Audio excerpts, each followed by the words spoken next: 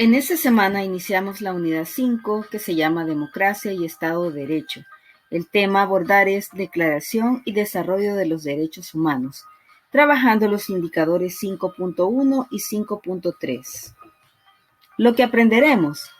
Vamos a aprender sobre la Declaración de los Derechos Humanos, derechos individuales y sus características, cuál es el origen y la clasificación de los derechos humanos. ¿Qué es un derecho? ¿Cuándo surgen los derechos?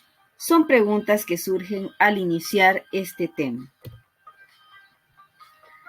Por derechos humanos vamos a entender que son libertades, facultades, instituciones o reivindicaciones referentes a la persona por el simple hecho de su condición humana. Esto incluye todos los valores que el ser humano merece, sin distinción de raza, sexo, nacionalidad, posición social y económica.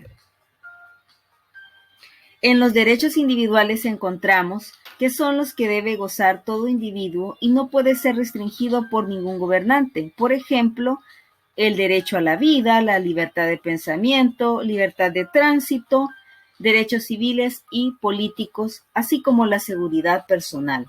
Las características son las siguientes: son inalienables, son inminentes e imprescriptibles. Inalienables porque no pueden ser negados o quitados.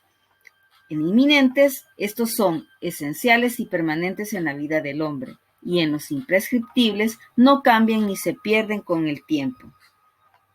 ¿Cuál es el origen de los derechos humanos? Estos se basan en diferentes acontecimientos históricos. En primer lugar, el iluminismo que tuvo lugar en Europa durante finales del siglo XVII y siglo XVIII.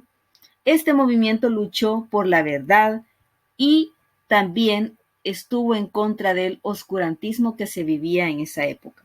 Le sigue la Revolución Francesa en el siglo XVIII, la independencia de los Estados Unidos.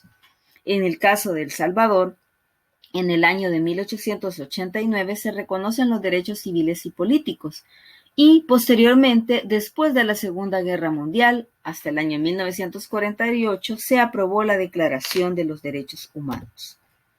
Existe una categoría o una división de estos. Tenemos la primera generación, segunda generación y tercera generación que abarca cada derecho o están especificados.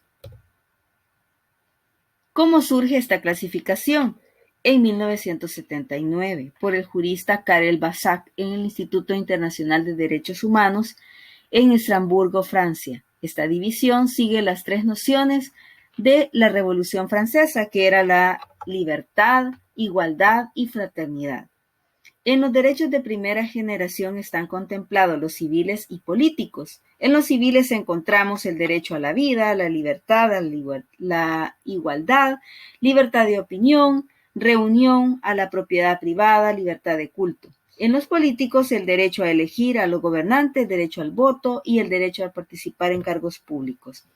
En los de segunda generación están los económicos, los sociales y los culturales, y tienen como objetivo garantizar el bienestar económico, acceso a la educación y a la cultura. En los de tercera generación están contemplados como los derechos de solidaridad y surgen en la década de los 80. Comprenden tres tipos de bienes que son la paz, el desarrollo, el medio ambiente. Y esta generación engloba los derechos civiles, políticos, económicos, sociales y culturales.